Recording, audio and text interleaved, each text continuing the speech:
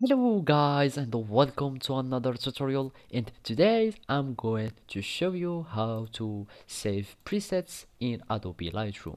So now you will have your photo or your picture that is being imported, and you will do all your modification that you want, changing color, etc, etc.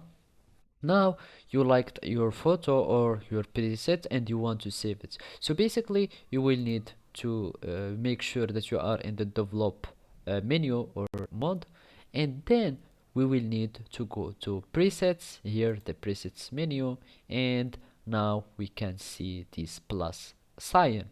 So now we are just going to create or click on it and create presets, and here you will be able to choose any option or any settings that you want to get saved from your work.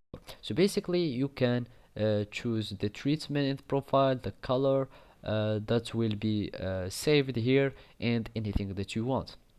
After that you will just give it a name, and also you can choose like the group where it will be located here with the presets, or where it will be created. And after you make all this, you will just create and you will have your user presets, which is the new group that will be created, and now you can apply it in your picture and have it uh, saved successfully.